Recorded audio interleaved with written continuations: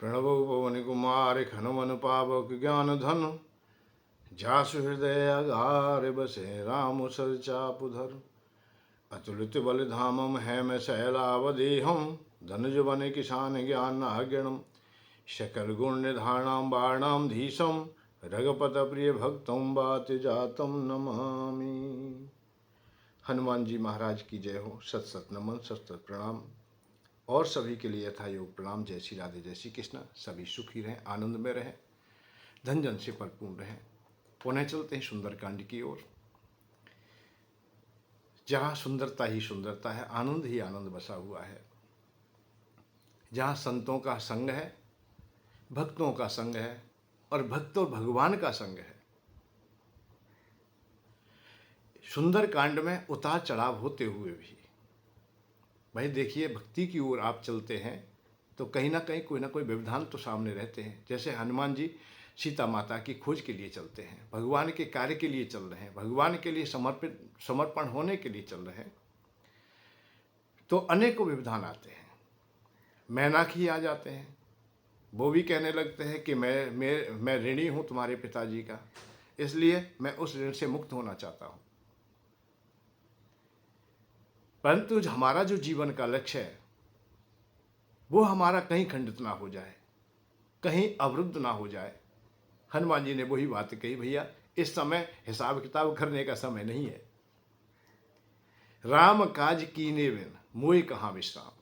भगवान का काम करने के लिए जा रहा हूँ। मेरा लक्ष्य है कि सीता माता की खोज करना, उनके दर्शन मुझे करने हैं, तो मैं यहाँ ठहर नहीं सकूंगा। इसलिए स्पर्श मात्र ही करके आगे बढ़ गए। सामने सुरसा आई, उसने विराट रूप धारण कर लिया, इतना मुंह अपना बढ़ा लिया है कि वो तो ये कह रहे कि बगैर मुंह में जाए तो तुम जा ही नहीं सकता कोई भी। ये मुझे ब्रह्मा जी का वरदान है कि मैं इतना मुंह अपना फाड़ सकती हूँ कि त्रिलोकी में कोई भी उसे पार करके नहीं जा सकता, और यही मेरा भोजन है। तो सुरसा ने मुंह फाड़ दिया। यहाँ तक आता है, तुलसी बाबा कहते हैं सत योजनते आनन कीना, 100 योजन। अब बताइए, अब हनुमान जी कितना अपना विशाल रूप धारण करें। भाई मुंह है 100 योजन का, तो देह तो बहुत बड़ी होगी। परंतु हनुमान जी यहाँ भी बुद्धि और विवेक से काम लेते, अपने छोटा बन के मुंह में घूम के चले आए और कह दिया, मैया तूने कहा कि मुंह में जाए बगैर नहीं जा सकता है, तो मैं मुंह में चला गया तेरी में। आगे फिर व्यवधान आता है, सिंहिका आ जाती है, फिर लंका में जाते लंकनी आ जाती है। तो ये क्रियाएं चलती रहती हैं, परंतु फिर भी बीच बीच में ऐसा आनंद आता है कि संतों का मिलन हो जाता है। विभीषण जी का और हनुमान जी का मिलन होता है, बड़ा माधुर्य मिलन होता है। तो कहीं सीता जी से प्रेम वाणी उत्पन्न होती है, अतः मिलते हैं, तो कहीं थोड़ा सा व्यवधान भी आता है कि राक्षस लोगों से युद्ध भी करना पड़ता है। जब हनुमान जी बंधन में आते हैं तो रावण की सभा में पहुंचते हैं, तो वहां बहुत प्रकार से हनुमान जी ने समझाने का प्रयत्न किया है, परंतु रावण नहीं माना है। वैसे हर व्यक्ति के समझ में नहीं आती हैं सत्संग की बातें, बढ़िया बातें किसी को बताई जाए तो ये अनिवार्यता नहीं कि सबके लिए वो काम आ जाए। भाई उसी बुद्धि और विवेक से हनुमान जी ने विभीषण जी को समझाया, उन्हें बात बताई, तो उनकी समझ में आ गई। उन्होंने तत्काल ही उन्हें स्वीकार कर लिया, जबकि हनुमान जी ने अपने हृदय से ही बढ़िया बात कही थी। कथा बहुत सुंदर कथा कही थी। भाई कथा तुम्हारे प्रवचन तभी श्रेष्ठ है जब दूसरे की समझ में आ जाए और वो लोग अपने हृदय से अपना लें उन्हें। आप कथा कहते रहे, कथा के शब्द उनके हृदय तक नहीं पहुंचे, उनको झकझोरा नहीं, उनको अतीत याद नहीं कराया, उनको कोई कल्याण का मार्ग तुम्हारे शब्दों में दिखाई ना दिया, तो कहते रहिए। आप ब्रह्म ज्ञान की बात करें तो करते रहिए। क्यों कि जब तुम्हारे हृदय से कोई शब्द फूटेगा, हृदय से शब्द निकलेगा, तो निश्चित ही समझ में आ जाएगा। यह हमारा पूर्ण विश्वास है, अटल विश्वास है। हनुमान जी ने हृदय से कहा, समझ में आ गया। संत रूप तो कालनेमी का भी है, कालनेमी ऊपर ऊपर से बात कर रहा है तो हृदय तक नहीं पहुंची बातें।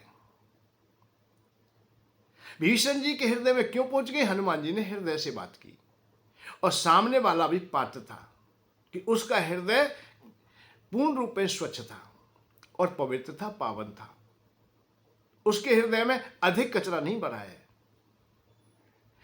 सबसे पहले तो अपने हृदय को पात्र बनाइए, मन बुद्धि चित्त को शांत कीजिए।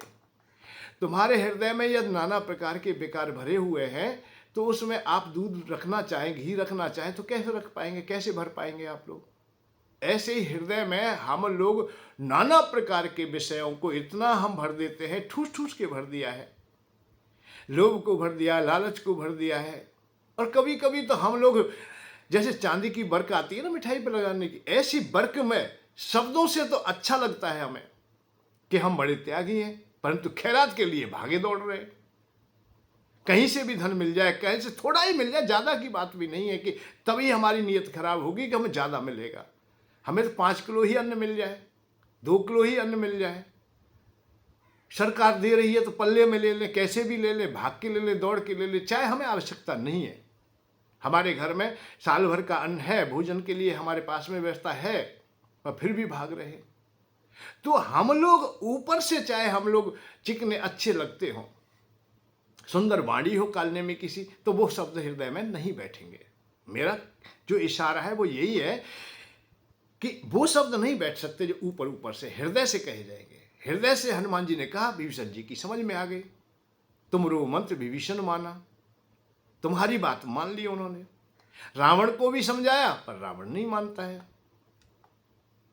और अपने को बड़ा विद्वान कर लेता है। और जब एक और बात बताएं, जब किसी अहंकारी व्यक्ति का जब शब्द कटता है या उसकी बात नहीं मानी जाती तो अंत में वो शस्त्र ही उठाता है। ये बहुत जगह देखोगे आप लोग। क्रोधी और व्यक्ति, क्रोध में क्या, क्रोध और शीतलता में क्या मतलब भेद है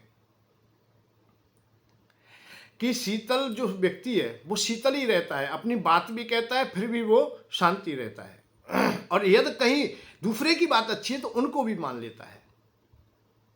परंतु क्रोधी व्यक्ति दूसरे की बात नहीं मानता, चाहे वो अच्छी हो। रावण ने अच्छी अच्छी बातें की, बढ़िया बातें की, वो नहीं मानी और आदेश तक दे दिया कि इसे मार दीजिए।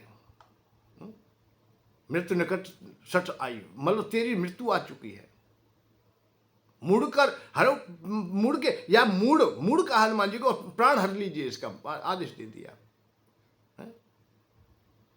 और मारने के लिए भागने लगे। तो ये क्रियाएं जब होती समझ में नहीं आती, हर एक अहंकारी व्यक्ति की समझ में नहीं आती। रावण की समझ में नहीं आए, विभीषण जी की समझ में आ गई। तो सुंदर कांड में बहुत उतार चढ़ाव आए। हनुमान जी सब काम करके वापस भी आ जाते हैं और भगवान राम को संदेशा भी दे दिया है। इधर विभीषण जी जब रावण को पुनः समझाने लगते हैं, ऐसा अवसर आता है जब बातें हो रही थी, भाई क्या करें, समुद्र के पार में सेना आ चुकी है, तो उस समय हम क्या करें। तो उस समय सब लोगों ने अपने अपने विचार रखे। तो कुछ लोगों के विचार तो ऐसे ही थे कि भैया महाराज क्यों चिंता करते हो, नर वानर के लेखे माई, जिते सुरास्त्र तब श्रम नहीं। हमने देवताओं पर विजय प्राप्त की है, आपने देवताओं पर विजय प्राप्त की है, तब आप थके नहीं, हारे नहीं, आप पराजित ना हुए तो इन वानरों से या मानवों से हम लोग हार जाएंगे। आराम से रहिए, खुशहाल रहिए। इस प्रकार की जब चर्चाएं होती हैं तो जो मंत्रिमंडल था तो वो चाटुकारी भरा हुआ था, वो सत्य को नहीं समझ रहा था, न जान रहा था। उन्हें जानने की बात ही थी, राजा को खुश करना है हमें, तो राजा खुश है तो हम भी खुश हैं, राजा हमें देता रहेगा, अतः हमें धन भी उपार्जन होगा, धन मिलेगा, हमें सम्मान मिलेगा, सब कुछ मिलेगा। राजा खुश है तो हम सब कुछ ठीक है, तो राजा को खुश करना है। पर तुलसी बाबा कहते हैं, सचिव वेद गुरु तीन जो प्रिय बोले भयास। सचिव, वैद और गुरु, ये भयभीत होकर के या कोई लोभ लालच के कारण कुछ कहते हैं तो उनकी वाणी अच्छी नहीं होती और इससे सब कुछ नष्ट हो जाता है। परंतु बोला उन्होंने, विभीषण जी ने समझाने का जब प्रयत्न किया है तो उन्हें दुत्कार दिया, फटकार दिया और ठोकरें मार करके घर से बाहर निकाल दिया। विभीषण जी को जब देश निकाला दे दिया है, समाज में अपमान किया है, भरी सभा में अपमान कर दिया है, मृत्यु जैसा दंड दे दिया है उन्हें। भाई दोनों काम विपरीत ही थे कि सम्मान प्रिय व्यक्ति का अपने प्रियजनों के बीच में अपमान कर देना, यह मृत्यु के बराबर होता है, अर्थात मृत्यु ही होती है। इसे महाभारत में कई जगह ऐसा आया है कि यह मृत्यु है, मृत्यु क्या है जीवन में? कि अपनों के बीच में अपमान। तुलसी बाबा ने वैसे ऐसा ही कहा है, यद्यपि जग दारुण दुख नाना, सबते कठिन जाति अपमाना। जाति वालों में, बराबर वालों में जब अपमान होता है, ये सबसे कठिन होता है। तो विभीषण जी को ठोकरों से मारा, उसका पद छीन लिया और दूसरा दंड दिया कि देश से निकाला दे दिया, कि देश से बाहर निकल जाओ, लंका से बाहर चला जाओ। रिपुओं पे अर्थात तुम्हारी प्रीति है, सठ मिलते है कहो, उन्हीं को जाकर के उनसे ही मिल जाइए और उन्हीं को नीति बताइए। तो विभीषण जी जब भगवान की शरण में आते हैं तो अपने को पूर्ण रूप से समर्पित करते हैं। हनुमान जी की बातें उन्होंने ध्यान में रखी और नौछावर हो जाते हैं। नौछावर कैसे? सहज पाप प्रिय तामस देहा प्रभु, मुझे सहज ही पाप प्रिय है, तामसी देह है हमारी। यथा अलूको तम पर नेहा, जैसे अंधकार को उल्लू को अंधकार प्रिय है, ऐसे हमें पाप प्रिय है। और नाथ दशानन कर में भ्राता, अपना परिचय भी दे दिया है कि मैं रावण का भाई हूं, उस दुष्ट का भाई हूं, उस अपराधी का भाई हूं जो तुम्हारा अपराधी है, माता जी का जिसने हरण किया उसी का भाई हूं। परंतु अपने को जब नौछावर करता है, कोई भी सामने देखता है, तो भगवान तो भाई एक ही बात कहते हैं कि यदि किसी का हृदय निर्मल हो गया है, पापी है, कितना भी पाप करने वाला क्यों नहीं है, और उसने पाप करने से संकल्प ले, अब नहीं करूंगा मैं पाप, भाई पाप जो मुझसे हो गया वो हो गया, आज के बाद में मैं कोई पाप नहीं करूंगा। अब तक मैंने जो काम कर लिया, जैसे ब्राह्मण होकर के मदरा पान किया है तूने और आज तक कर लिया है, तो आज छोड़ने का संकल्प तो ले सकता है, जबकि तेरा पाप, तेरा अपराध क्षमा के योग्य नहीं है। परंतु भगवान कहते हैं विप्र कोट बद लागे उजाह, आए सरल तजे न उताऊ, जो पै दुष्ट हृदय सोई होरी। अरे जब कोटा ने कोटे यार ब्राह्मणों का भी पाप किया है और शरण में आ जाता है, तो उस तेरे पापों को मैं सूख लूंगा। सर्वधर्मा परातेज मामकम शरणम प्रजा, अहमता सर्व पापाभ्यामी मोक्ष स्वामी मां सुचौ। भगवान कृष्ण ने भी गीता में ऐसा ही कहा है कि मैं तेरे समस्त पापों को सूख लूंगा। कब? जब तू अपने को समर्पित करेगा, समर्पण करेगा, नौछावर कर देगा। समस्त धर्मों को, जिन्हें जो तूने धर्म माने हैं, प्रकृति में जो धर्म माने हैं, जो विपरीत धर्म थे तेरे, निहित धर्म को छोड़ करके, निहित कर्म को छोड़ करके अन्य प्रणाली को तूने धर्म, इसीलिए कहा है भाई पाप मैं व्यक्ति से ये बात कही, धर्म तू जिसे धर्म मानता था। जैसे रत्ना का डाकू की बात आती है कि उसका धर्म, अपने को धर्म वो यही मानता था कि मैं तो मारूंगा ही, मैंने चोरी की है, मैंने लोगों को लूटा है, मैंने सबका वध किया है, मैंने ब्राह्मणों की हत्या की है, संतों की हत्या की है, मेरी वृत्ति बन गई है, मेरा धर्म है ये। रावण भी बहुत जगह ऐसा कहता है कि ये मेरा धर्म है। आज भी हम देखते हैं कि बहुत लोगों, चोरों को पकड़ने, चोर किए कहेंगे मेरा, हमारा धर्म है ये। संत अपने धर्म की बात कहेंगे, चोर अपनी की कहेगा, दानी अपनी की कहेगा। हनुमान जी ने भी विभीषण को यही बात बताई कि भगवान का कोई धर्म है, कोई संकल्प है उनका। सुनो विभीषण, प्रभु की रीति, उनकी रीति रिवाज परंपरा है, करे सदा सेवक पर प्रीति, सदैव सेवक से प्रेम करते हैं। तो सर्वधर्मा परतेज मामेकम शरणम प्रजा, अहम त्वा पापभ्याम मोक्ष स्वामी मां सुचौ। भगवान किसने भी यही बात कही है कि मेरी शरण में आ जा। समस्त धर्मों को, जो तू धर्म मान रहा है वो तेरे धर्म है नहीं। धर्म तेरा अंतिम धर्म तो यही है कि भगवान के लिए समर्पित हो जा। और भगवान का भाव है कि अपने निहित कर्म में रत हो जा। तू ब्राह्मण है तो ब्राह्मण के कर्म में हो जा, क्षत्रिय है तो क्षत्रिय में हो जा, वैश्य है तो वैश्य में हो जा, सेवक है तो सेवक में हो जा। जो तुम्हारे कर्म है, जो हमारे वर्ण व्यवस्था बताई गई है, वो उनके अनुसार चलेगा तो मुझे पाएगा, क्योंकि वो मेरा ही स्वरूप है। वो चारों वर्ण मेरे ही है, मेरा ही रूप है। मुख से मैं ब्राह्मण हूं तो बाहों से मैं क्षत्रिय हूं, उदर से वैश्य हूं तो पैरों से मैं शूद्र हूं। उन्होंने अपनी ही गणना की, मेरा ही स्वरूप है ये चराचर जगत। मया सर्वम मेदम व्याप्तम मयि सर्व प्रतिष्ठितम, मैं सब जगह हूं। तो अपने धर्म को, अपनी धर्म की बात कहे तो यह भीषण जी यही कहते हैं कि मेरा धर्म क्या है। सहज पाप प्रिय तामस देहा, तामसी देह है मेरी, सहज मुझे पाप प्रिय है। तो जो हमने अपनाया उसे हमें त्यागना है। जब त्याग देंगे तब, जब हम लोग समर्पण हो जाएंगे, उसी समय हमें आनंद का मार्ग मिल जाएगा, अच्छा मार्ग मिल जाएगा, हमें श्रेष्ठ मार्ग मिल जाएगा। और जब तक हम लोग अपने को उड़ेलेंगे नहीं, तब तक विकार खाली होंगे भी नहीं, विकार हमसे दूर नहीं जाएंगे। तो विभीषण वही आकर के समर्पित हो जाते, भगवान ने उन्हें अपना लिया, हृदय से लगा दिया। अस कह दंड करत दंडवत देखा, तुरंत उठे प्रभु हर्ष विशेषा, हृदय से लगा लिया अपने से, दंडवत करते, समर्पण करते। बहुत बात पूछी, सबरी बात पूछी।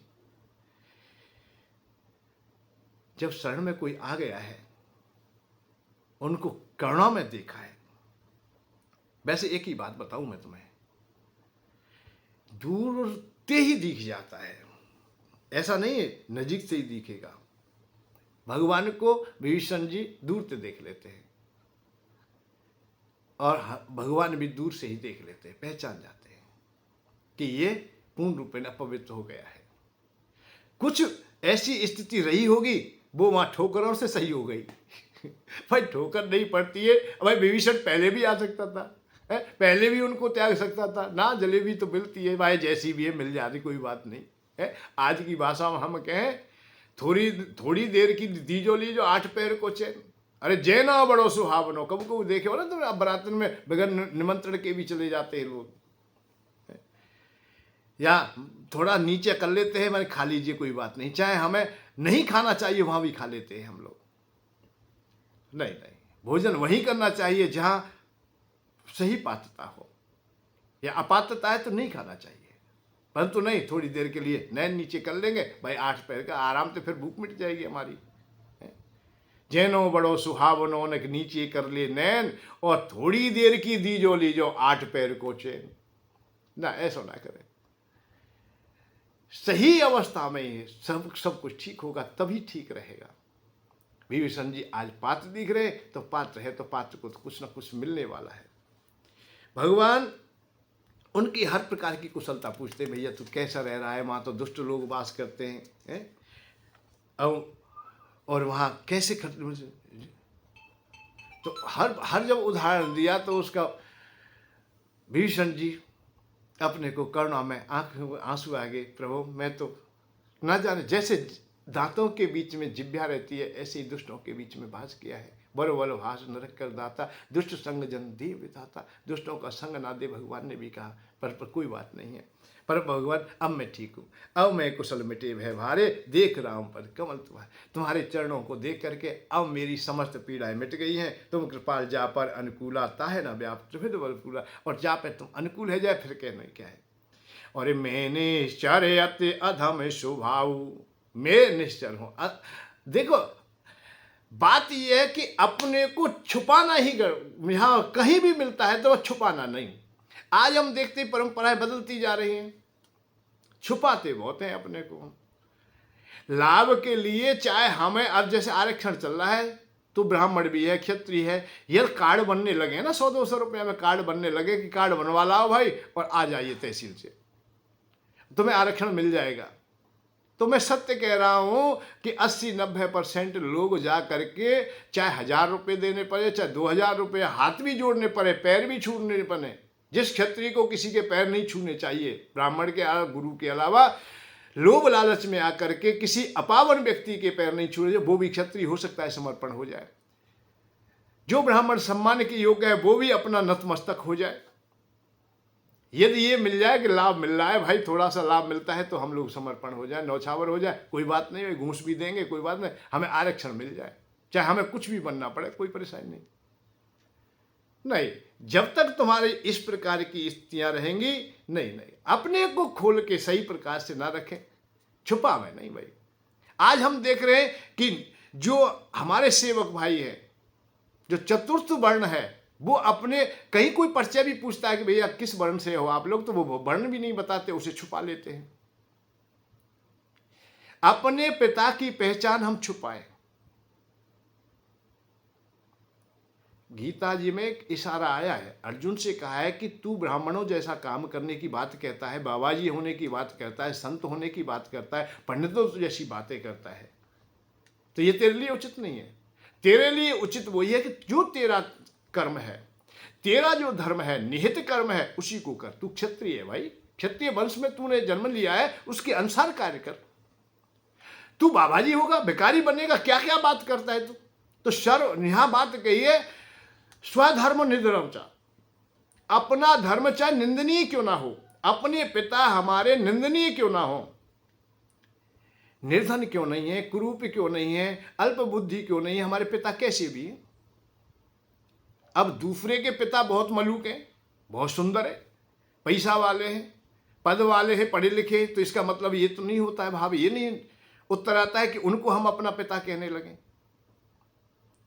दूसरी माँ को हम माँ कहने लगे। अरे हमारी जननी है, वो तो हमारी जननी रहेगी, हमारे पिता है वही है। हम अच्छे कर्म करें, उस पिता का भी जो सम्मान खोया हुआ है उसको भी हम दिला दें तो ठीक है भाई। ये क्या हुआ, स्वधर्म निधनम चा पराधर्मो भया भया, परंतु दूसरे का श्रेष्ठ धर्म भी तुम्हें भय देने वाला होगा, तुम्हें शांति नहीं दे सकता है,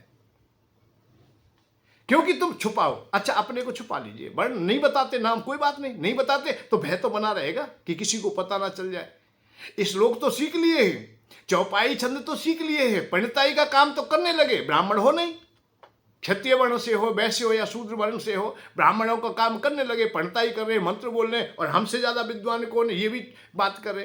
परंतु नहीं, कोई ना कोई अवसर आएगा, आप कितना भी छुपाएं, कितना भी छुपाएं, छुप ना सकेगा।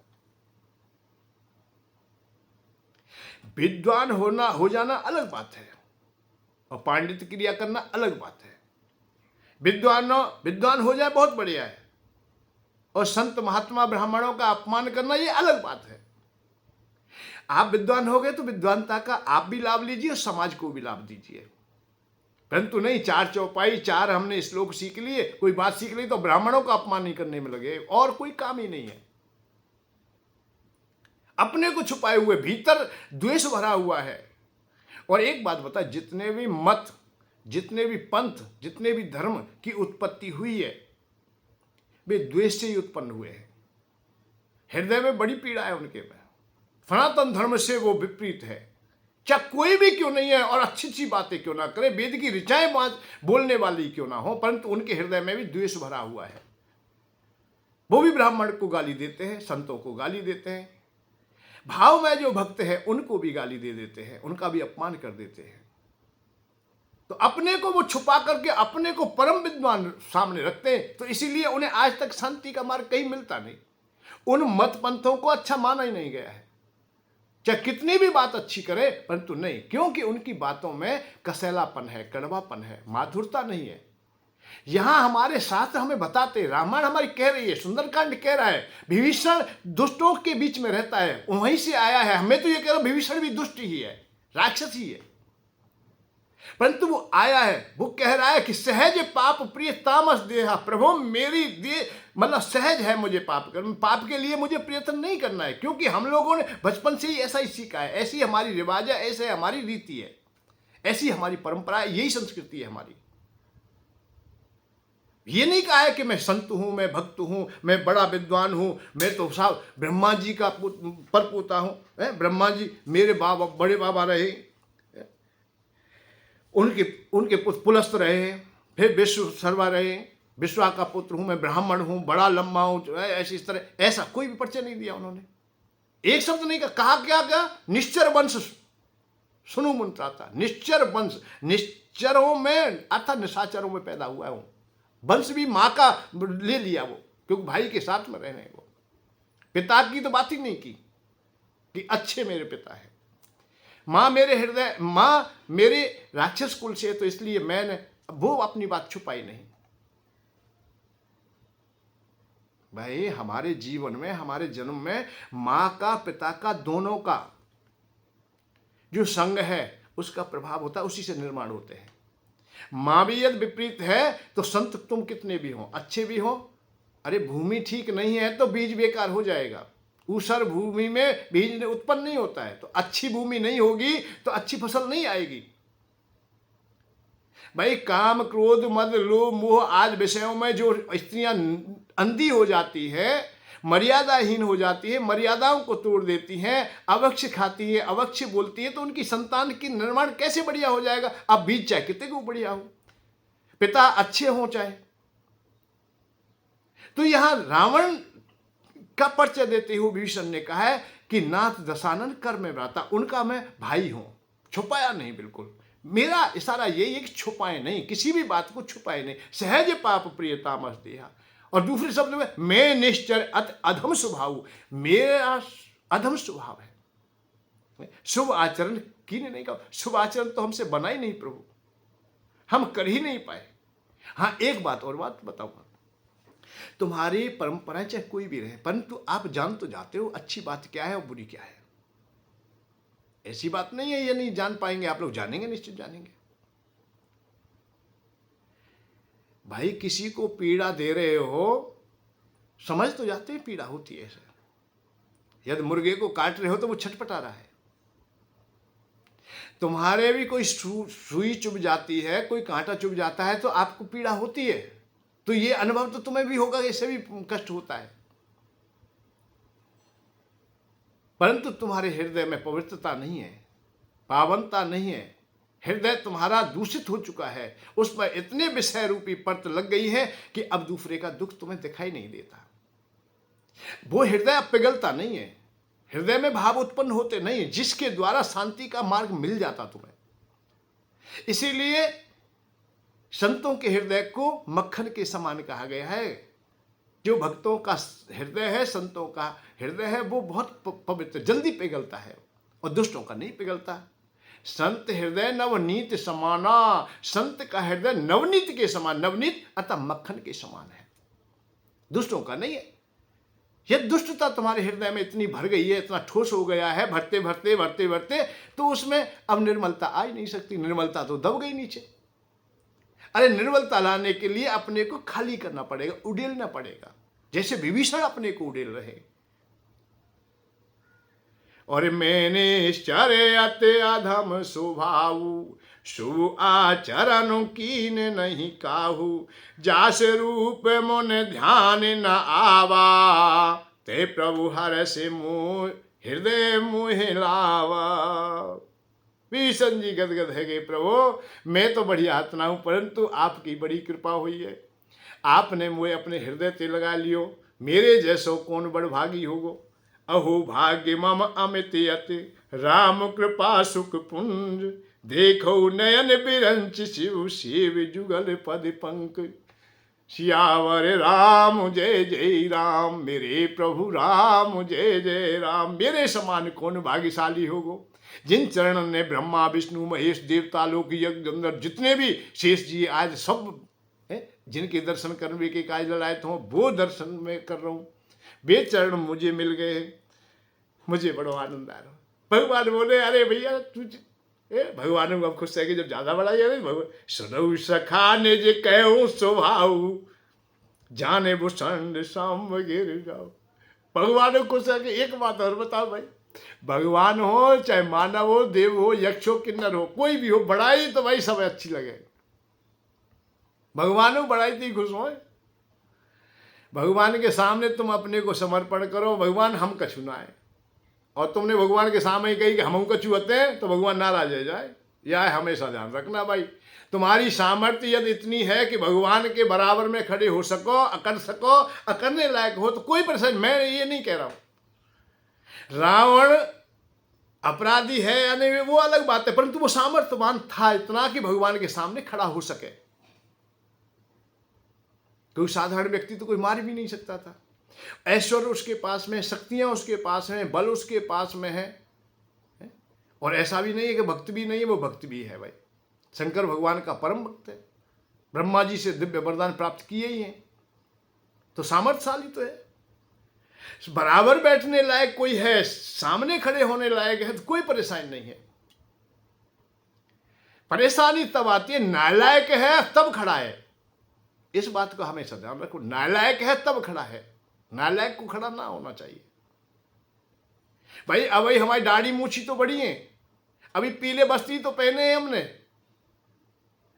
त्याग किया नहीं है, तपस्या हुई नहीं है, व्रत उपवास किए नहीं है, मन हमारा शांत नहीं है और हम बन गए बड़े महात्मा, ये हमारी कमी है ना। सामर्थ्यवान हो जाइए, सामर्थ्य तुम में होगी तो संतों के भी चरित्र आते, कई संतों भृगु आदि के आते। भृगु जी ने तो भगवान के हृदय पर लात मारी है। संतों की सेवा में भगवान तो स्वयं भाग के आए हैं, जहां जहां आवश्यकता पड़ी है। तो संत ऐसा नहीं है कि तुम्हारी तपस्या अखार्त जाएगी, व्यर्थ चली जाएगी।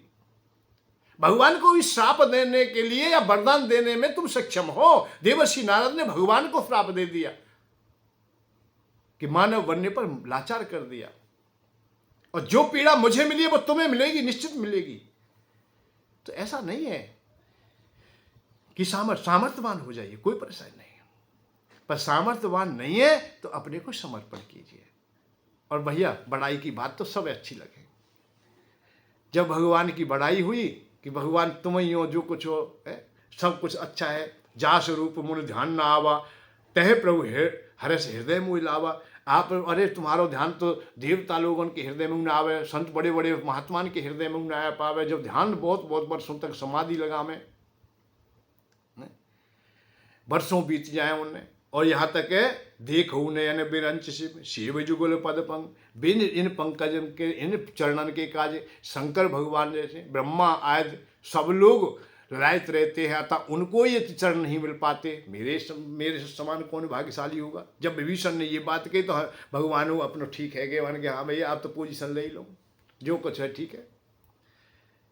वहीं लाला विभीषण के हो प्रभु, अरे सखा अरे मित्र, सुनऊ सखा निज कहो स्वभाव। अब तू आ गया है, हनुमान जी से जो बात सुनी वो बात अलग है, परंतु मेरे द्वारा भी सुन रहे अब तू। अब यहां एक बात आती है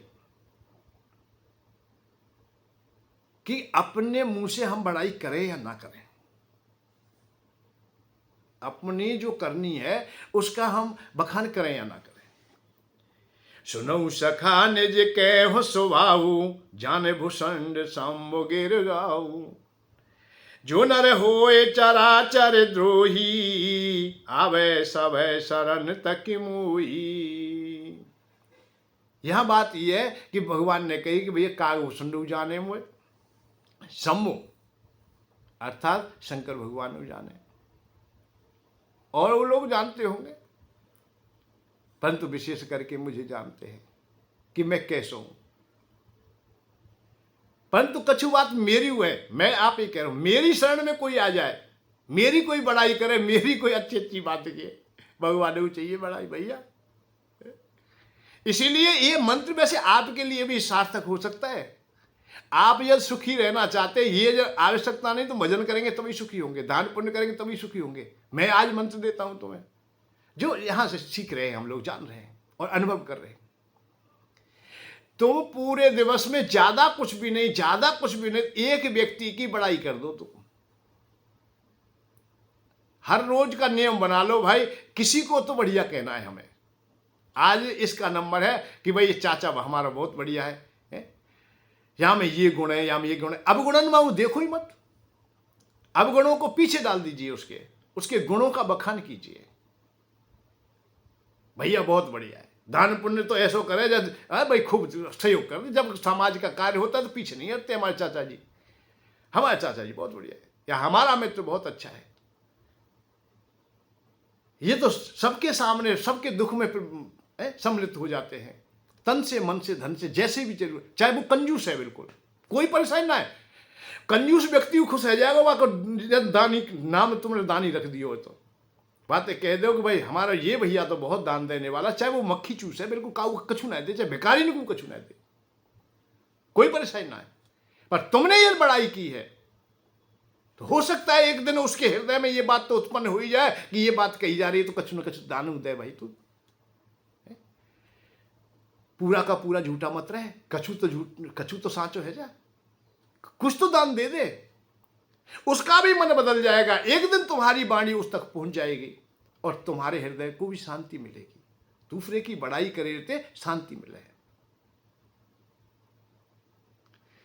इसलिए बड़ाई को ही मतलब भजन है। बड़ाई करो, अब बात यह है कि हम लोग साधारण व्यक्ति किसी की बड़ाई नहीं कर सकते भाई। हम मित्र की बड़ाई नहीं कर सकते, पत्नी की बड़ाई नहीं कर सकते, पुत्र की बड़ाई नहीं कर सकते, पिता की नहीं कर सकते, अड़ोसी पड़ोसियों की नहीं कर सकते, गांव में काऊ की बड़ाई ना कर पाए हम लोग। हम राजा की भी बड़ाई नहीं कर रहे, किसी की बड़ाई नहीं कर पाते, क्योंकि अहंकार के वशीभूत होकर के कोई इनसे कम है। हम प्रधानमंत्री कोई ज्यादा बात है, हम प्रधानमंत्री तो कम है क्या? हम मुख्यमंत्री तो कम है क्या? कहते बहुत लोग मिलेंगे तुम्हें, अरे वही कोई पैसा वाला है, या वही कोई ताकतवर है, वही कोई पढ़ा लिखा है, ऐसे शब्द मिलेंगे तुम्हें, बहुत मिल जाएंगे। वही दानी है क्या? देख लिए बहुत लोग कहते मिलेंगे ये बात। तो क्योंकि ये संसार में रहते हुए हमारा अहंकार हमें समर्पण नहीं होने देता है, दूसरे की बड़ाई नहीं निकलती है, तो हम ऐसा मार्ग देख लेते कि जो हमें हमारे सामने नहीं आए। क्योंकि बजा की बड़ाई करे वो तो सामने आएगा, उससे तो बजा की बड़ाई करिए तो वह आके सामने झुकना पड़ेगा भाई। जिसकी तुम बड़ाई कर रहे हो तो वो भी तुम्हारे सामने आएगा, ऐठ के ही आएगा भाई, हाँ बहुत बढ़िया, और भाई सुना भाई, बेटा सुना कैसा है, अरे भाई सुना कैसा है। क्योंकि बड़ाई की है तो बड़ाई के अनुसार तो कुछ ना कुछ तो नमना तुम्हें भी पड़ेगा, क्योंकि उसके सामने भी तुम्हें बड़ाई करनी पड़ेगी। मेरा इशारा है उसके सामने भी नम होना पड़ेगा, और अहंकार तुम्हें समर्पण नहीं होने दे रहा है। इसलिए हम लोग आपस में बड़ाई नहीं कर पाते, हम अपनों की बड़ाई नहीं कर पाते, देश धर्म की चर्चा नहीं कर पाते हम लोग। इसलिए ऐसा मार्ग खोज लिया है विद्वानों ने कि भाई जिससे हमारा वो सामने रोजाना नहीं आता है। मंदिर में बैठे तो वो वही रहते हैं, वो तुम्हारे पीछे पीछे आते नहीं है। यह भाव भी ये है कि भगवान की बड़ाई करना ठीक है, कर लेते हैं, पर भगवान थोड़ी पंचायत में सामने आएगा कि तू मुझसे छोटा है। पंचायत में तो मैं सबसे बड़ा हूं, पर भगवान थोड़ी आएंगे वो ये कहेंगे कि तू मुझसे छोटा है। इसलिए हमने सुगम मार्ग निकाल लिया। ऐसे व्यक्ति की, ऐसे लोगों की या ऐसे परमात्मा की बड़ाई कीजिए जिससे कि यहां हमारा अपमान ना हो, या ये कहिए कि हम छोटे ना हो जाएं, उससे छोटे ना हो जाएं। तो यहां हमने धारण भी किया, माना भी, तो क्या माना कि गुरु ही श्रेष्ठ है भाई, गुरु की बड़ाई कर लेंगे हम लोग, जो हमारा गुरु है उसकी बड़ाई कर लेंगे, उसके लिए समर्पित हो जाएंगे, और किसी के लिए नहीं हो पाएगी। और किसी की मानू या ना मानू, गुरु की बात मान लूंगा मैं। क्यों कि उस सब ने कह दिया भाई गुरु ही पूजनीय है। गुरु को कोई पूजता है तो उसका कोई बुरा नहीं मानता है, पर गांव के प्रधान को कोई पूजता है तो बुरा मान जाएगा। परिवार भी किसी विशेष को पूजता है तो हो सकता है कि उसकी कोई ना कोई त्रुटि निकाल दे। हाँ, देखे बहुत पितृभक्त, हमने बहुत देखे माता भक्त, हमने बहुत देखे पत्नी भक्त, बहुत देखे हमने पति भक्त। ऐसी प्रकार की बातें आ सकती हैं, पर गुरु में सब लोगों ने स्वीकार कर लिया कि भाई कोई आदमी अपने गुरु की पूजा करता है तो इसके लिए गुरु का अपमान नहीं किया जाता है, ना सुना जाता है, ना किसी के द्वारा किया जाता है। गुरु आस्था है हमारी। अब विशेष ये क्यों है कि गुरु और प्रभु, गुरु और महागुरु एक ही है, वो नजदीक है, बहुत ज्यादा नजदीक है। जैसे विभीषण जी के गुरु कौन हुए? हनुमान जी, कि हनुमान जी ने उन्हें शिक्षा दी है। और हनुमान जी के गुरु कौन है? भगवान राम। तो भगवान राम नजदीक है हनुमान जी के, इसलिए उन्हें स्वीकार कर लिया गुरु के रूप में। हनुमान जी मुझे मिला देंगे, राम दुआरे तुम रखवारे, होत न आज्ञा बिन पैसारे। राम जी के दरवाजे नजदीकी कोई संबंध है तो वो गुरु का है, जो हमने संसार में माना है प्रभु के बाद में। पर अहंकार के वशीभूत हम किसी की बड़ाई नहीं करते, जबकि ये महामंत्र सीखिए कि किसी न किसी की बड़ाई कीजिए। खाना खाते समय अरे पत्नी की ही बड़ाई कर दी, जिसने खाना बनाया वो बहुत सुंदर खाना बनाया है, चाहे उसमें कमी है, नमक कम है या ज्यादा है, स्वाद तुम्हें आया या नहीं आया, कोई बात नहीं। आपको नहीं आ रहा है तो हो सकता है दूसरे को आ जाए, या उसे नहीं आएगा तो वो स्वयं जान लेगा। हम क्यों बुराई करें, हम क्यों क्रोधित हों? पत्नी के लिए हम क्रोधित हों? अरे आज नमक ज्यादा हो गया तो कल कम हो जाएगा। तो बड़ाई करने की परंपरा तुम्हारी आ जाएगी, तुम्हें शांति का मार्ग मिल जाएगा। और बड़ाई ही इस दुनिया में सबसे प्रिय कोई वस्तु है तो वो बड़ाई है। भगवान का भी जो भजन चिंतन जो कुछ किया जाता है वो बड़ाई है भगवान की। भाई हनुमान जी की पूजा करते हो, अतुलित बल धामम है मैं सैलाव देहम, धनुज बन किसान ज्ञानाग्यणम सकल गुण निधानम बाणाम धीसम रघुपत प्रिय भक्तों वात जातम नमामि। अतुलित बल धामो, उनके बल का बखान हो रहा है, उनके ज्ञान का बखान हो रहा है। और भानुसो पढ़ाने हनुमान गए भानुमान, कब की घटना है कि हनुमान जी के पास पढ़ने के लिए वो सूर्य भगवान के पास हनुमान जी पढ़ने के लिए गए। और बाले समय रव भक्षलियो तब तीनों लोक भयो अंधियारो, कब की घटना है, कब की बातें। अरे बालकपन में हनुमान जी सूर्य भगवान को निकल गए, उन पर अपना प्रभाव जमा दिया। तो उस घटना को उस बड़ाई के रूप में आज हम कह रहे हैं।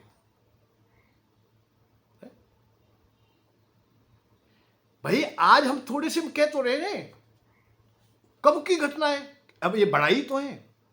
हम इस गुरु के रूप में करें या प्रभु के रूप में करें, हमें बड़ाई करनी है। और तुम्हें ये इसलिए करनी है कि तुम इनकी नहीं कर, इनकी करने लगो तुम, अर्थात संसार में करने लगो, पत्नी से प्रेम करने लगो, भाई से प्रेम करने लगो, देश या धर्म से प्रेम करने लगो, काव परमात्मा की पूजा की आवश्यकता ही नहीं पड़ेगी तुम्हें। तुम्हारा अहंकार नहीं तुम्हें भाई की बड़ाई करने दे रहा है, पति की बड़ाई तुम्हारा अहंकार नहीं करने दे रहा है, पत्नी की बड़ाई तुम्हारा अहंकार नहीं करने दे रहा है। जो तुम संसार में मित्र की, गांव की, नगर की, अपने लोगों की बड़ाई जो तुम्हें करनी थी, वो तुम्हारा अहंकार तुम्हें नहीं समर्पण होने दे रहा है। यह समर्पण हो जाओ तो आनंद आ जाएगा, उनकी बड़ाई कीजिए। यदि कमी है तो वो भी सुधार में आएंगे। ये परंपरा थी। तो भगवान ने भी अपनी बड़ाई, फिर जब काऊ समझ में ना आ रही तो भैया आप बड़ाई कर दो। भाई मेरे पास में ये गुण है, मेरे पास में ये गुण है, तो करने में कोई बात नहीं, बताने में कोई भूला हुआ तो बता दें, कोई बात नहीं। भगवान राम ने तो अपने गुरु की बड़ाई की, अब गुरु ने किसके सामने ही आ गया तो भाई अब खुद ही बताना पड़ेगा। अब तो यहाँ हनुमान जी बताएंगे नहीं, कोई दूसरा बोले तो ठीक भी नहीं है, जब सामने ही है तो अपने आप बताओ। तो भगवान राम ने कहा आराम से, अरे सुनो सखा निज कहो स्वभाव, मैं अपना स्वभाव कहता हूं, मेरे जो गुण है, जाने भूषण सम गिर जाऊं, जो नर होए चराचर द्रोही, आवे सब शरण तक मोई। जो चराचर द्रोही हो वो सब त्याग के मेरी शरण में आ जाए। तज मद मोह कपट छल नाना, करऊं साधती साधु समाना। जननी जनक बंद सुत तारा, तनु धनु भवन सुहदु परवारा। सबके ममता तागे बटूरी, मम पद मनहु बांधे वर डोरी। जननी, अरे माँ, बंधु की, हमारे संसार की बात सब रही, पहले धन संपत्ति की बात हुई, ये सब पारिवारिक के जितने संबंध हों वो, इन्हें सब की ममता, जो अत्यंत ममता बाम है, बाय कम करके मेरी ओर जो आ जाते हैं, मेरे लिए समर्पण हो जाए, बाय मैं हृदय में बसा लूँ अपने में, जाको कोई ना है बाको मैं हूँ। यहाँ भगवान ने ये इशारा किया, जिसका कोई भी नहीं है उसका मैं हूँ। असज्जन मम उरु बस कैसे, लोभी हृदय बसे हूँ धन जैसे। जैसे लोभी के हृदय में धन बसे का है, ऐसे ही इतनो ही प्यारो मुझे अपनो भक्त लगे, जो मेरे लिए समर्पण है जाए, सब छोड़ के जो चले आए, बात काज में अपने प्राण और नौछावर कर दूँ। हम यहाँ बहुत बढ़िया बात बढ़ाई है रही है भैया। विभीषण तो आए भाई, शरणागत हुए वहाँ, परंतु कहीं शंका कोई ना हो जाए, परंतु इसके लिए। और फिर भगवान ने तो फिर कह दी। अब एक और बात है, जब ऐसा कौन आदमी है भाई। अब विभीषण ने तो अपनी बात बहुत कही कि भैया हमें तो पाप प्रिय है, हम तो उल्लू की तरह, हम फलाने की तरह, हम तो रावण के भाई हैं, दुनिया भर के। अब विभीषण जी सुख चाहे, वो तो सुख चाल लगे बन के, ऐसा व्यक्ति कहाँ तिला में।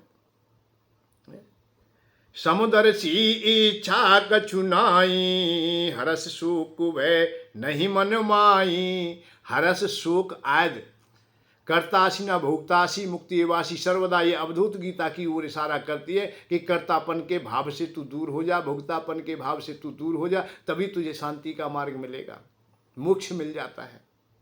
जब तक तू अपने को कर्तापन मानता है कि मैं करने वाला हूं, मैं भोगने वाला हूं, तब तक संसार में फंसा हुआ है। यहाँ यही समदर्शी हो जा तू। ना मान है, ना अपमान है, ना अपना है, ना परा है, ना कोई संबंधी है, ना कोई दुश्मन है हमारा, ना कोई प्रिय है, ना कोई दुश्मन है हमारा।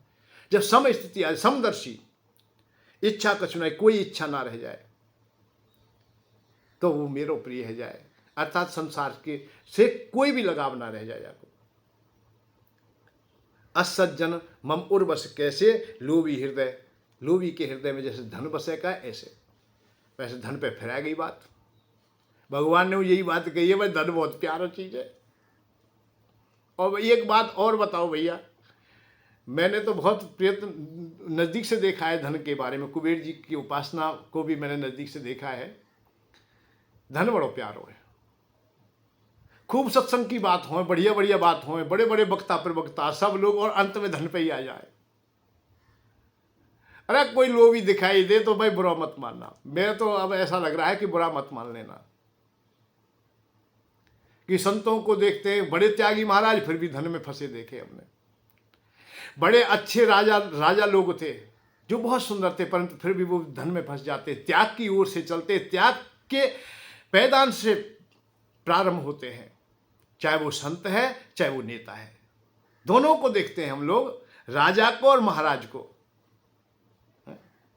दोनों को देखते हैं हम लोग। संतों को देखते हैं तो वो वैराग्य से प्रारंभ होते हैं, और नेताओं को देखते हैं वो भी वैराग्य से ही, अर्थात सेवा से ही प्रारंभ होते हैं, पर धन में जाकर के दोनों अटक जाते हैं। ये बड़ी विचित्र अवस्था है। अब भगवान भी कह रहे हैं कि लोभी के हृदय में जैसे धन बसता है, ऐसे ही मेरे हृदय में मेरे अपने सेवक बसते हैं, अर्थात अपने जो मेरी शरण में आए हों उनको बसा के रखता हूं, मैं अपने भक्तों को रखता हूं। और आश्चर्य तो आपको तब होगा कि पूरी रामायण हो गई, तुलसी बाबा भी फिर भी धन पे ही आ गए, अंत में धन ही उन्हें याद आ गया। पत्नी को छोड़ के आए तो पत्नी याद आ गई। ये बड़ी विचित्र स्थिति है। हम अपने गांव को छोड़ करके हजारों किलोमीटर चले जाते, लाखों किलोमीटर चले जाए, चाहे कहीं भी चले जाए, पूरी प्रक्रिया। और मैं तो यहाँ देख रहा हूँ कि कुछ समय पहले मैंने सुना था कि कुछ लोग चांद पे भी गए थे, चंद्रमा पर गए, पर चंद्रमा पर टिक ना पाए, फिर भी वापस अपने घर ही आए, लौट करके वही आए, भूमंडल पे आए, फिर भूमंडल पे थे वो अपने घर ही पहुंचे, वही कमरा में पहुंचे जहां में वो पहले सोते थे, उसी में सोए। और जब सोए का जब आहा, कितने घूम के आए, ठिकाना अपनी जगह पर ही मिला। ऐसे तुलसी बाबा रत्ना के पास से गए थे, अर्थात काम के झकझोर से गए थे। काम ने उन्हें तोड़ा था, झकझोरा था, बहुत बुरी तरह से उन्हें पीटा था काम ने, और काम से ही वैराग्य हो गया था कि काम को मैं याद नहीं करूंगा कभी भी, काम को पास नहीं आने दूंगा। ऐसा भी आता है कि वो कभी भी अपनी पत्नी से मिले भी नहीं, फिर उनको नहीं अपनाया, मिले या ना मिले पर अपनाया नहीं उन्होंने, वैराग्य धारण कर लिया। और रामायण भी बड़ी मधुरता से लिखी, परंतु रामायण जब अंतिम पड़ाव की ओर गई, अर्थात अंतिम जो पंक्ति छंद दोहा लिखने वाले थे, उसी समय याद आ गई, उनकी पत्नी की याद आ गई। मानो अनेकों योजनों की यात्रा करके वहीं आ जाते हैं। जो जहाज को पंछी उड़ उड़ उड़ उड़ पुन जहाज पे आवे, मेरो मन अनंत कहाँ जावे। जैसे जहाज को पंछी, भाई सागर में जहाज है और जहाज के ऊपर कोई पक्षी बैठे हुए, कोई चिड़िया है, वो उड़ ले कितने को जहां तक जाए, वहां तक पर टिकने के लिए कोई साधन है, वहीं आके जा जाए। ऐसे ही तुलसी बाबा वहीं आ गए। कामी नार प्यारे जिम, लोभी प्रिय जिम दाम। कामी नार प्यारे जिम, कामी अतः वही आई, लोभी प्रिय जिम दाम। भगवान राम जब आते कह रहे भाई, ये वो कह रहे, तो ये करनी चीजें भाई बहुत है। या ये यही काम की चीजें, सब संसार में सबसे ज्यादा कोई काम की चीजें तो यही है, धन और कामनी, अर्थात प्रकृति। अरे पत्नी तो ज्यादा प्रिय क्या होगा भाई, और धन से ज्यादा प्रिय क्या होगा, धन तो सब काम चल रहे। तो भगवान ने यहाँ यही इशारा किया। इस पे विषय पे हम कभी फिर चर्चा करेंगे, बहुत अच्छी चर्चा है।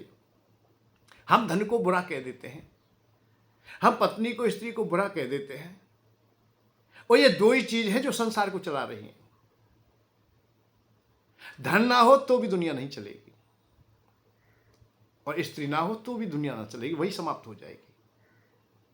स्त्री को खत्म कर दीजिए, सृष्टि क्रम ही खत्म हो जाता है। और धन को खत्म कर दीजिए, ये जीवन खत्म हो जाता है। इनका सम्मान कीजिए। मैं तो अंत में यही बात कहूंगा कि इनका सम्मान कीजिए, इनका उपयोग कीजिए, इनका सदुपयोग कीजिए। केवल बुरा काम है दुरुपयोग करना, चाहे वो धन का है चाहे स्त्री का है। काम तुम्हारा दुरुपयोगमय हो जाता है तो तुमको नष्ट कर देगा। तुम्हारा लोभ दुरुपयोगमय हो जाता है, तुम्हें खत्म कर देगा।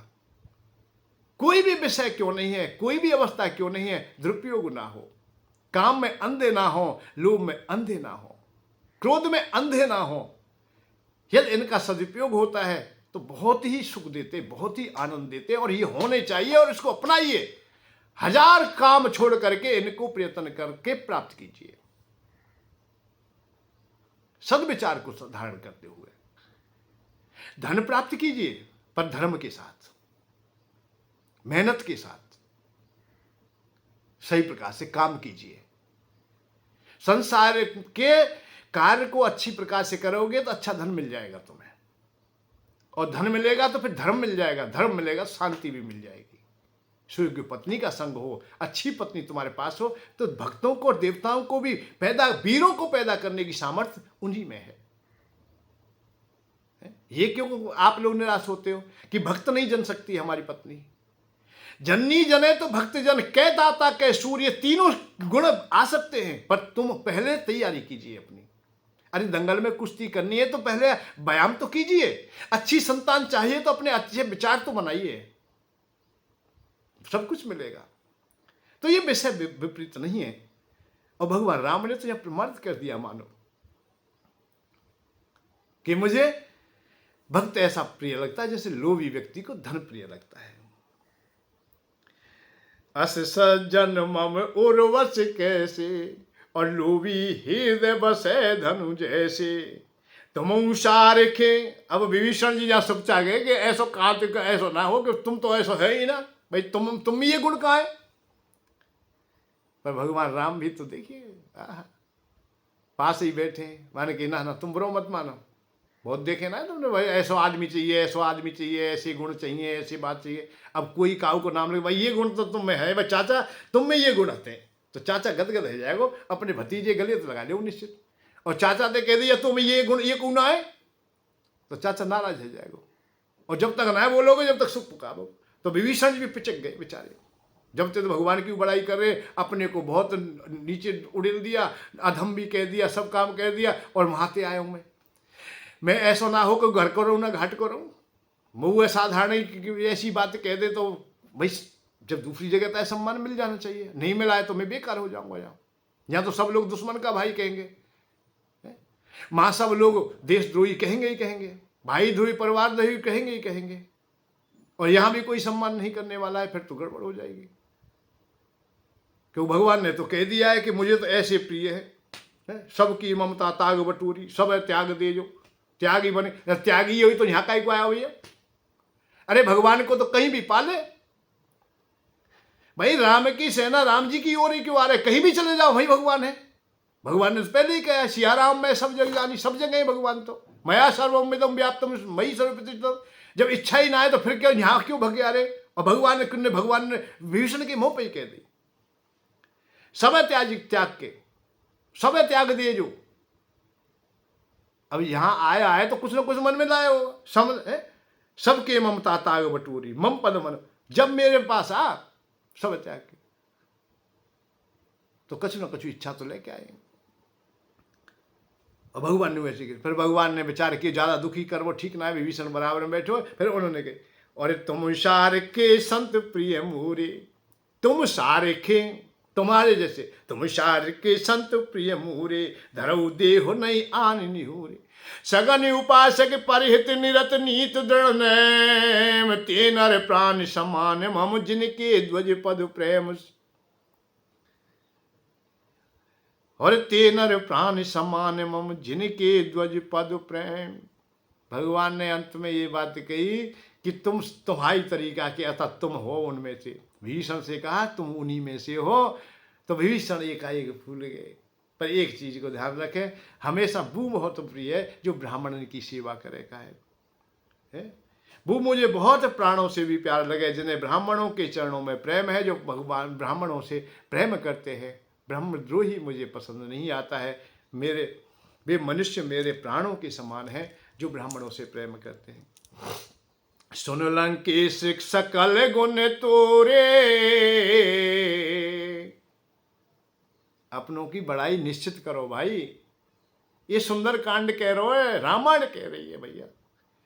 और सुन लंकेश सकल गुण तोरे, ताते तुम अतिशय प्रिय मोरे। इसीलिए तुम मेरे हो, मुझे बहुत प्रिय हो, अतिशय बहुत ज्यादा प्रिय। क्यों? कि तुम में ये सब, लंकेश कह के रावण को लंकेश नहीं है, अब रावण लंका के राजा हो तुम। राजा होते हुए भी तुम में ये गुण है। अब ये बात और है कि क्या वो पद दे दी जाए, पद मिलते ही अकड़ जाए।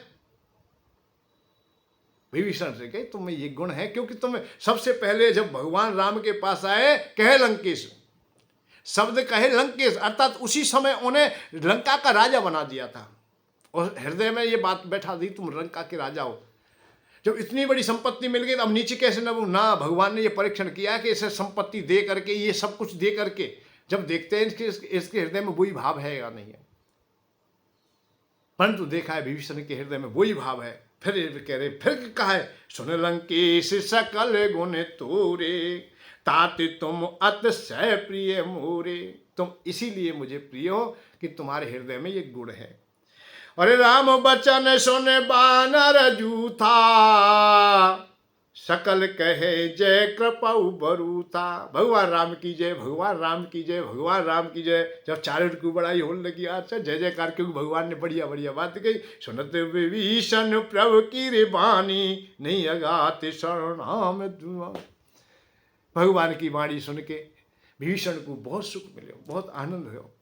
मैं तुमसे फिर कह रहा हूँ भैया, काऊ की बड़ाई करो वह सुख मिलेगा, और तुम्हारे द्वारा कोई सुखी है जाए, ये तुम्हारा दान है, पुण्य है, सब कछु यही है सब कछु। परहित सरस धर्म नहीं भाई, पर पीड़ा सम नहीं अधमाई। दूसरे को पीड़ा दे ये बुरी बात है, और दूसरे को खुश कर दे ये अच्छी बात है। दूसरे को तुमसे सुख मिल जाए, आनंद मिल जाए, यही धर्म की बात है। परहित सरस धर्म नहीं भाई, हित है जाए तुम्हारे। भगवान के चरणों में गिर गए और विभीषण तो नाना प्रकार से कहने लगे, सुनऊ देव सचराचर स्वामी प्रणत पाल और अंतर्यामी। और यार रो पड़े पर ठीक से, हे प्रभु मैं समझ गया, तुमने ये बात कही है कि सब छोड़ के आप ना, मेरे हृदय में कुछ भावनाएं थी, कुछ पाने की इच्छा थी। भाई लंका में बहुत दिन से पड़े हो, तो ये बात मन में भाई ऐसा क्या कबू कामना होगी, दुष्ट है कि वो तुम्हारे को जब तुम्हें राज कर ही लूंगा, या मुझे सम्मान मिल जाएगा, आधा कोई ना कोई भावना तो छुपी होगी। तो विभीषण ने हाथ जोड़ के, हे और भगवान उरु कछु प्रथम वासना रही। उरु मेरे हृदय में कोई ना कोई वासना थी प्रभु मेरे भती में, ना थोड़ी कोई बात रह जाए बहुत छुपावे ना भाई, यही ध्यान रखे। और भगवान ने एक महत्वपूर्ण चीज सखा कही, मित्र कही, और मित्र ते कछु छुपा लेनो ये ठीक ना। उर कछु प्रथम वासना रही, अब रह रही है कछु वासना। प्रभु पद प्रीत सरित शोभहि। भगवान राम, हे प्रभु, हे मित्र, तुम्हारे चरणों ने देख के वो भावना अब खत्म है गई, अब ना है। जैसे कागभूषण जी के पास जाते जाते ही गरुड़ जी की जो मन की शंकाएं वो सब बह गई, अतः खत्म है गई। देख परम पावन तब आश्रम गए, मोह संशय नाना ब्रह्म। ऐसे ही विभीषण के हृदय में बहुत उतार चढ़ाव तो होंगे भाई। दुश्मन के पास आ रहे, दुश्मन कोई भाई है, अपनाएंगे कि नहीं अपनाएंगे ये विचार मन में तो रहे होंगे।